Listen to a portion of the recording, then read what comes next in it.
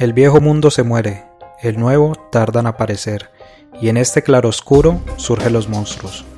Esto escribió el viejo Sardo cuando en Europa se alzaban las fuerzas oscuras que pondrían en riesgo al mundo en los años 30 del siglo pasado. Hoy nos encontramos en la misma situación. Peligros y esperanzas se juntan para hacer del futuro algo incierto. Acompáñenos en este viaje para comprender en qué punto de la historia nos encontramos y avisorar un nuevo horizonte que deje atrás los peligros de nuestra época. Esto es El Mundo en Claroscuro.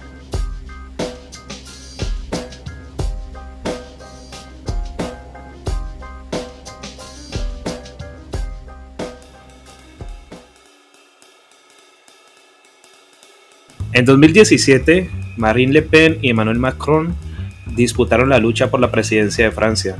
Después de 5 años, con pandemia y la aparición de los chalecos amarillos, el escenario no parece haber cambiado.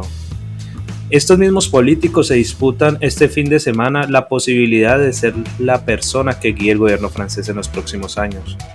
Por una parte, está Macron, quien representa la derecha neoliberal francesa.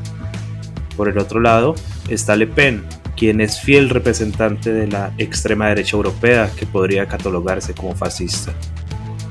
Quedó por fuera Jean-Luc Mélenchon, quien con su movimiento La France Insoumise quedaron a algo más de 500.000 votos de la segunda vuelta, quien era el claramente representante de la izquierda en este país.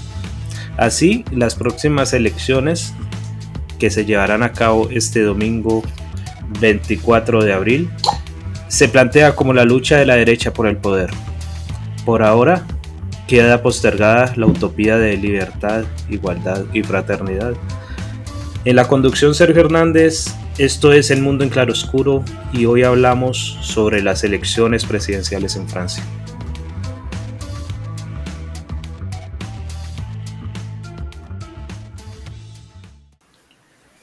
Para hablar de este tema contamos con la participación de alguien de la casa. Juan David Betancourt es filósofo de la Universidad del Valle, cuenta con una maestría en filosofía de la Universidad París 8 y actualmente está culminando el doctorado en esta misma disciplina en la misma universidad. Juan David, muchísimas gracias por estar otra vez con nosotros, ya creo que en tu tercer o cuarto programa en El Mundo en Claroscuro. Hola Sergio, agradecido nuevamente por estar aquí en la casa, en El Mundo Claroscuro. De antemano felicitarte por toda la expansión que han ido teniendo durante todo este tiempo y por toda la cantidad de grandes invitados. Eso demuestra mucho el crecimiento que han tenido y sobre todo la capacidad de inventiva y de trabajo que ha tenido tu equipo, así que felicitaciones por eso. También has sido parte de este proceso y eso creemos que te lo agradecemos día a día. Bueno, yo creo que pasando ya al tema del día, en este podcast siempre nos gusta comenzar por lo más básico, teniendo en cuenta pues que hay que lograr un entendimiento común entre nosotros y también con los oyentes. En este sentido, rápidamente me gustaría preguntar cómo podríamos describir ese sistema político y electoral francés. Bien, muy bien, Sergio. Bueno, buena pregunta. Entonces, allí en el fondo hay dos preguntas. Uno, el sistema político y, digamos, el modelo político, el modelo de Estado que existe. Y dos, puntualmente, el sistema electoral francés. Con respecto a lo primero, podríamos decir que el Estado francés se define como un modelo semipresidencialista o también lo llaman modelo de Estado bicéfalo. Quiere decir que hay dos cabezas, una es el jefe de Estado o el presidente y el otro es el primer ministro. Allí la pregunta sería, bueno, ¿cuál es la diferencia? En primer lugar, que el jefe de Estado, el presidente, es elegido por voto popular, mientras que el primer ministro es nombrado por el mismo jefe de Estado, el mismo presidente. Y ese primer ministro, que en realidad lo que quiere decir es que es el jefe de los ministros, es quien finalmente, digamos, conduce la política presupuestal y es quien está a la cabeza, o quien está encargado de, digamos, dirigir a los ministros. Eso por un lado. Y por otro lado, en cuanto al sistema electoral, bueno, pasa algo muy curioso en cuanto al sistema electoral francés, y es que lo primero, la condición para que una persona pueda tener, validar su candidatura, debe lograr 500 firmas de 500 alcaldes y luego puede inscribir su candidatura, se puede validar su candidatura.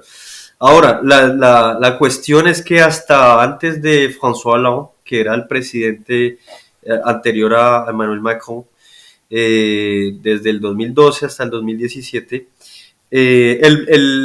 antes de François Hollande, la forma en la que los alcaldes, digamos, validaban estas firmas era una forma anónima.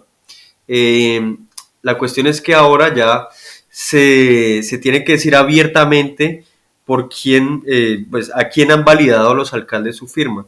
Y esto ha entrañado muchos problemas porque muchos alcaldes prefieren evitar algún conflicto público, y aparte de eso no existe esta parte de imparcialidad.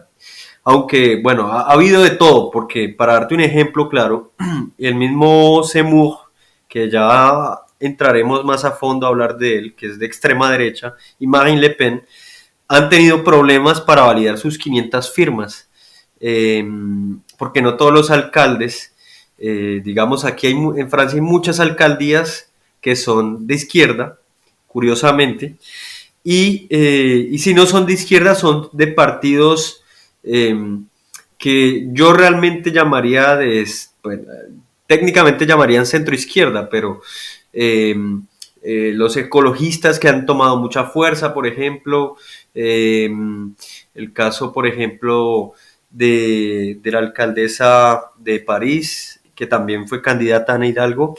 Ella, por ejemplo, obtuvo incluso más de 3,000 firmas fácilmente. En cambio, Eric Zemmour y Marine Le Pen tuvieron problemas para conseguir estas 500 firmas. Entonces, se ha puesto en evidencia, digamos, este primer problema en cuanto al sistema. Y lo segundo, lo más curioso, que ya andaremos más adelante, es la relación entre estas proporcionalidades digamos, de apoyos o digamos, de lineamientos o perfiles de los alcaldes con relación a los resultados presidenciales. ¿Por qué? Porque, por ejemplo, Fabien Roussel, que es fue un candidato del Partido Comunista francés, obtuvo fácilmente más de 4,000 firmas. Mientras que, bueno, como te acabo de decir, Marine Le Pen y Eric Zemmour, independientemente de su inclinación política, obtuvieron dificultades. Y otro resultado curioso es, por ejemplo, o desproporcional también, es, por ejemplo, Ana Hidalgo, en donde ella obtuvo, como te dije ahora, más de 3,000 firmas. Sin embargo, en el escrutinio, Ana Hidalgo obtuvo 1,7%. Entonces, hay una desproporcionalidad que también es curiosa y que vamos a ahondar más adelante. Lo de Ana Hidalgo es, yo creo que un poco sintomático de lo que está pasando en Francia, dado que ella incluso ha sido catalogada como una de las mejores alcaldesas de París en los últimos tiempos, y que haya sacado poco más de un 1% es un poco contradictorio. Y de pronto eso también tiene que ver con la figura de Mélenchon. Has hablado aquí no solamente de ella o de los ecologistas que también hacen parte digamos, del panorama electoral o de la contienda electoral en Francia, sino de Zemmour y también de Le Pen. Y así rápidamente, en cuestión de un minuto, ¿cuál es la diferencia entre Zemmour y Le Pen, que representan a la extrema derecha francesa? Para empezar, digamos rápidamente a darte la respuesta. Zemmour dice que Marine Le Pen es izquierdista. Y esto es un poco curioso, es un poco paradójico. Ya de por sí, uno pensaría, bueno, ¿por qué Eric Zemmour obtuvo 7.1%, Marine Le Pen obtuvo el 23%? Porque no son ellos el mismo electorado. Al final, no lo son de forma integral, porque bueno, Marine Le Pen es como es como una curiosidad, digamos, una particularidad. Ella es vista como alguien con un enfoque mucho más popular. Es decir, ella, por ejemplo, eh, trata de, a pesar de que el fundamento del partido que ella representa, que ahora se llama Rassemblement National, antes se llamaba el Frente Nacional, tenía fundamentos liberales con su papá a la cabeza, Jean-Marie Le Pen. Ella hoy en día hace una crítica al neoliberalismo y ella parte por el principio de soberanía. Es decir, ella trata de reforzar o promueve, digamos, el refuerzo de la fortaleza de Estado, mientras que Zemmour, que es un empresario, representaría, digamos, toda esta, un poco a lo Trump, todo ese anti-establishment que llaman, es decir, el libre mercado, la capacidad, digamos, lo que llaman aquí en Francia el auto-entrepreneur, que es como el empresario de sí mismo, es el término que utilizan los antropólogos. Marine Le Pen, digamos que tendría esta diferencia. Ella sí propugna por un refuerzo, y es lo que llaman un principio soberanista, un refuerzo del Estado, contrario al principio anti-establishment de Zemmour.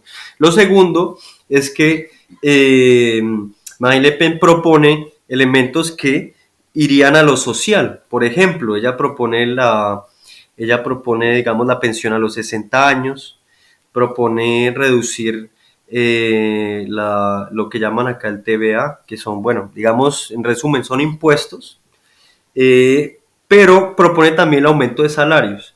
Zemmour no se mete con nada de esto. Zemmour, digamos que va más por el lado del fortalecimiento empresarial y por las leyes del libre mercado, por supuesto. Entonces, para resumirte, lo curioso de todo esto es que el electorado de Marine Le Pen son personas del campo, sobre todo. Son personas de la clase obrera. Uno diría es paradójico porque estas personas no son proclives al Partido Comunista.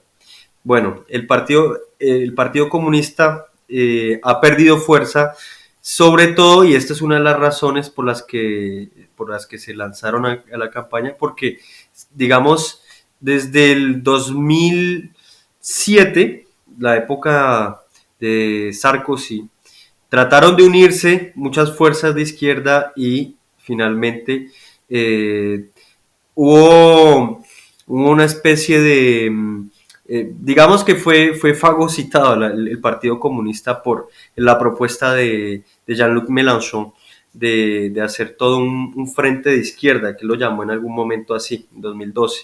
Entonces, este electorado, digamos, de campesinos se ha visto identificado con las propuestas de Marine Le Pen y por eso al día de hoy, por primera vez, digamos, han llegado a un 23% y por segunda vez consecutiva llegan a una segunda vuelta, que esto ya es bastante y que según las previsiones van a llegar mínimamente al 31%, sumando los votos de Zemmour ahora en la segunda vuelta. Y ahí es donde uno se pregunta, bueno, entonces uno de cada 3 franceses es una persona de extrema derecha, o incluso está la broma por allí entre algunos franceses, uno de cada 3 franceses es un facho.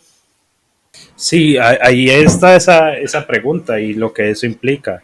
También en términos históricos, ¿no? Sabemos que Francia sufrió la ocupación nazi en la Segunda Guerra Mundial. Pero quisiera que nos fuéramos al otro extremo y quisiera que fuéramos a la Francia insumisa de Jean-Luc Mélenchon. Eh, ya habías hablado de un poco cómo la propuesta de Mélenchon de una u otra manera robó, captó los votos de buena parte de la izquierda, incluidos los del Partido Comunista Francés. Pero surge una duda y es por qué Mélenchon no logra, o la propuesta de la Francia insumisa, unificar a la izquierda para poderle hacer frente al fascismo de Marine Le Pen y al neoliberalismo de Macron, sabiendo que si hubiesen estado juntos, la Francia insumisa, el Partido Comunista, el Partido Socialista, los ambientalistas, hubiesen podido pasar a segunda vuelta y ser una alternativa de gobierno para Francia. ¿Por qué se da esa imposibilidad de unión al respecto? En principio la respuesta es porque los partidos de izquierda, porque la Francia insumisa no es el único partido de izquierda, quisieron desmarcarse un poco, quisieron nuevamente revalidar su posición y resignificar su existencia, digamos, en ese imaginario electoral, porque, como te había dicho antes, ellos ya se habían unido incluso desde el 2012, que hubo este proyecto de Mélenchon, de llamarlo Le Front de Gauche, o sea, el frente de izquierda, en donde se iba a unir el Partido Comunista Francés con otros partidos junto a el partido propiamente de Mélenchon. La cuestión es que en Francia, hasta antes de las elecciones del 2017, habían muchas ciudades, muchas alcaldías que eran del Partido Comunista Francés. A partir de esta unión de partidos de izquierda, han perdido, muchas ciudades de Francia han perdido esa alcaldía, o más bien, el Partido Comunista ha perdido muchas alcaldías en Francia. Por ejemplo, hay una ciudad que es cerca a París, que se llama Champigny, y que históricamente ha sido de izquierda, que siempre sus alcaldías habían sido del Partido Comunista, y actualmente la alcaldesa es Valérie Pécresse, que fue una de las candidatas, de hecho, una de las candidatas presidenciales que representaba al Partido de la République y que también es conocida por ser la presidenta de la región de la isla de Francia y es una candidata de derecha. Pero todo esto justamente porque, digamos, el hecho de esta integración de partidos que se dio desde el 2012 hasta el 2017 hizo que se perdiera, o bueno, cada partido perdieran una cierta identidad frente al electorado y querían revalidarlo. Por eso, incluso si tú ves el candidato Fabien Roussel, que es el candidato del Partido Comunista Francés, él alcanzó 800,000 votos, Jean-Luc Mélenchon alcanzó 7.700.000 y Marine Le Pen, que quedó en segundo lugar, alcanzó 8.200.000. Es decir, si se hubieran unido los votos del Partido Comunista Francés con Fabien Roussel y los votos de Jean-Luc Mélenchon, seguramente Mélenchon hubiese pasado a segunda vuelta. Pero fue algo más de demarcación, digamos, de cada partido. En este momento, esta ocasión, priorizó más el interés del partido sobre el interés de lo que llamaríamos la izquierda. Problemático a todas luces, sabiendo que al frente no está cualquiera. Marine Le Pen representa la extrema derecha, no solo francesa, sino una extrema derecha europea que podemos ver, por ejemplo, en España con Vox, que se está fortaleciendo día a día y poner de pronto los intereses egoístas del partido ante la realidad es un poco problemático, sino mucho. Y esto le da paso a mi siguiente pregunta, porque de una u otra manera, a veces cuando la extrema derecha se convierte en alternativa de poder, no solo es porque la extrema derecha pueda de una u otra manera captar los elementos que la sociedad necesita cambiar, o sea, se propone como alternativa, sino ante la ineficacia de la izquierda para poder lograr esos votos y cautivar esos votos. En ese sentido, ¿crees que la izquierda tradicional y su debilitamiento es condición de posibilidad para que la extrema derecha siga aumentando su caudal electoral? Pues no, o sea, podríamos decir que es una condición necesaria, pero no es una condición suficiente. Es decir, em, existen otros dos fenómenos o tres fenómenos paralelos a este debilitamiento de la izquierda, o más bien a esta desunión de la izquierda frente al empoderamiento y a la monopolización prácticamente del poder desde la derecha. Los otros fenómenos paralelos de los que te hablo son, por ejemplo, la crisis, y esto ha afectado directamente a la hora actual, la crisis que viene desde los años 80, a partir de, por ejemplo, todo lo que ha venido siendo la crisis migratoria y toda la ola de personas que han buscado asilo por todas las guerras que han venido, incluso, bueno, desde África, desde Medio Oriente, y que han logrado instaurar una especie entre comillas, nuevo enemigo. Ese nuevo enemigo que es el otro, el alter, que incluso el término en francés es curioso porque incluso extraño y extranjero se parecen. Entonces, en la lengua francesa. Entonces, al final, digamos que en ese imaginario colectivo, toda esta crisis que han venido y que se desarrolla y se ha venido consolidando, y como te digo, tiene que ver sobre todo con esta población más bien africana y Medio Oriente, porque ahora que estamos viviendo la migración ucraniana no pasa lo mismo, curiosamente.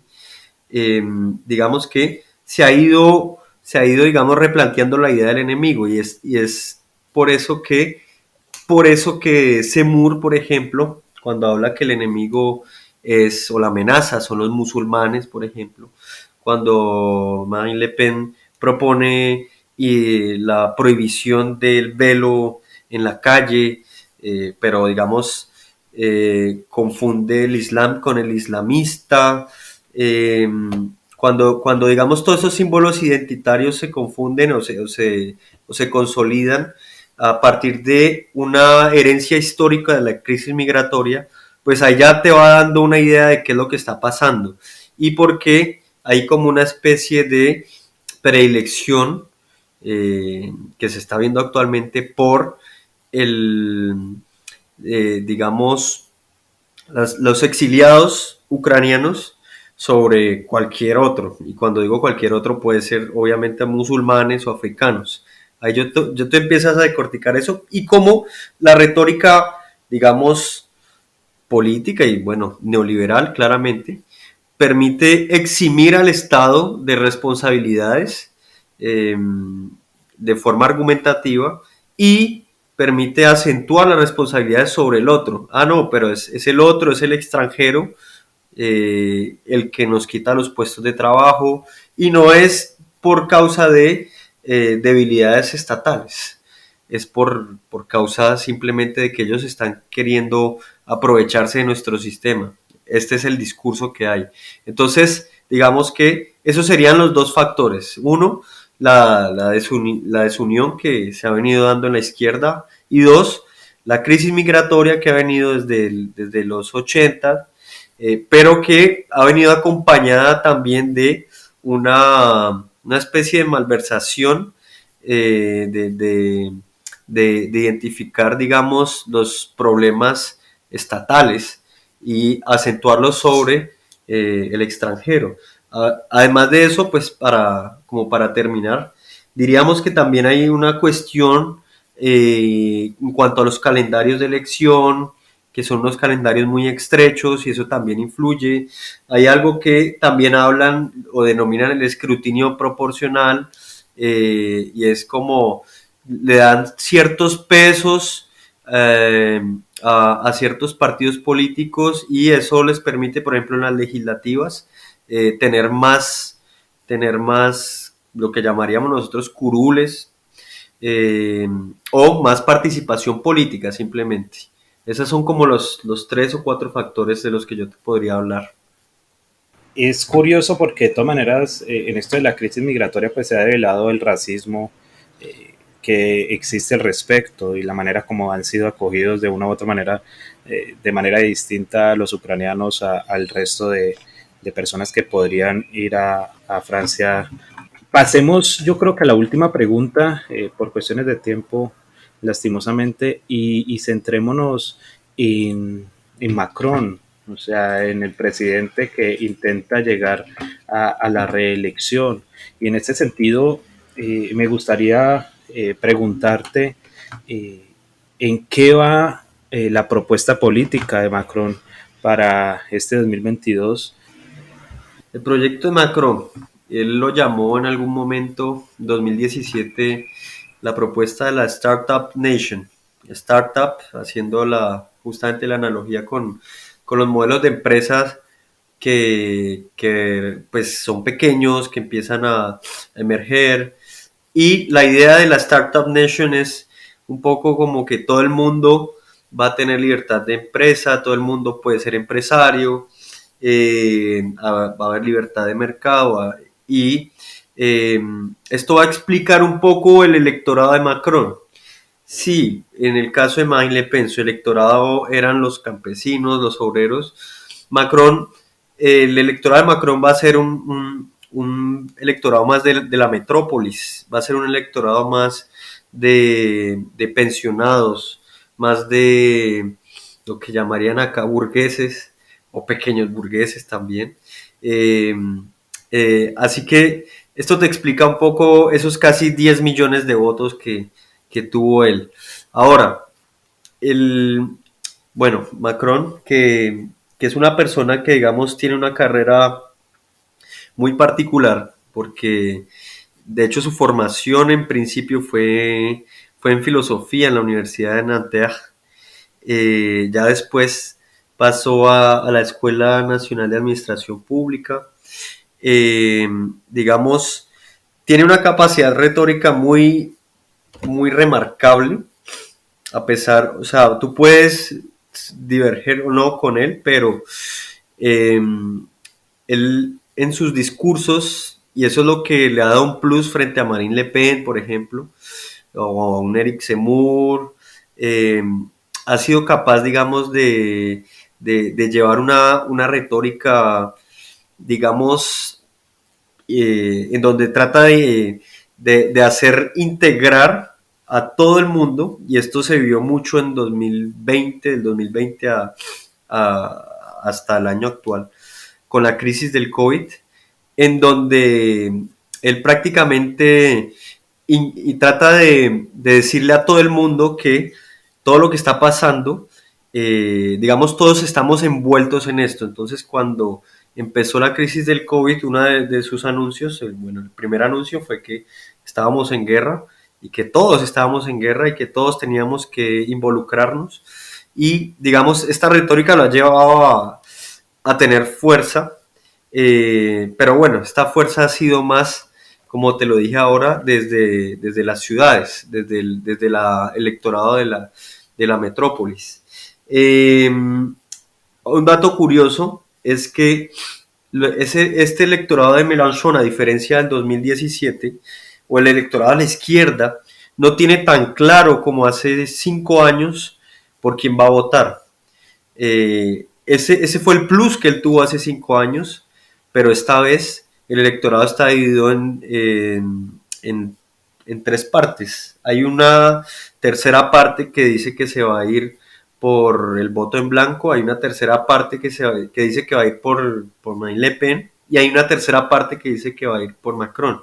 Esta parte que va por Le Pen, realmente dicen eh, que no es tan claro, o sea, o más bien que prefieren a Le Pen sobre Macron por todas las cuestiones que han existido a nivel de recursos públicos o infraestructura pública, porque con Macron, ya cuando era ministro de Economía, se recortaron muchas camas en hospitales, y ahora desde hace unos 3, 4 años que ha habido la reforma de la educación, y de la cual pues yo hago parte, digamos, pasamos de tener salones de clase de 27 alumnos, 28 alumnos, a tener 35, 37 alumnos, y se han sobrecargado los profesores. Además de eso, la profesión de profesores, por ejemplo, es una de las peor pagadas en Europa, acá en Francia. Entonces, todo esto te empieza a dar cuenta de cómo él entiende el Estado. Y Marine Le Pen, una de sus propuestas es subirle los sueldos a los profesores, disminuir la edad de la pensión. Entonces, por eso te explica ese 33% de los votos de izquierda que van a ir a Marine Le Pen. Al final no es tan claro. Cuando dices, bueno, derecha, extrema derecha, izquierda, al final hay más un poco el estereotipo que otra cosa. Al final, cuando te cuento esto, y a todos los oyentes van a pensar que Marine Le Pen es más de izquierda que Macron. Y esa es una de las consignas de Eric Zemmour, de hecho. Muchas gracias, Juan David. Creo que nos queda muy, muy claro cuál es el panorama para las elecciones de este fin de semana. Lastimosamente, el tiempo se nos acaba y por eso debemos cortar aquí. Muchas gracias a todos por escucharnos. Mi nombre es Sergio Hernández. Esto es El Mundo en Claroscuro. Y espérenos el otro fin de semana, el otro viernes, precisamente para hablar de otro tema de interés nacional e internacional. No olviden suscribirse a nuestras cuentas de Spotify y YouTube, y de seguirnos en Twitter en @mclaroscuro. Muchísimas gracias y que tengan muy buen día.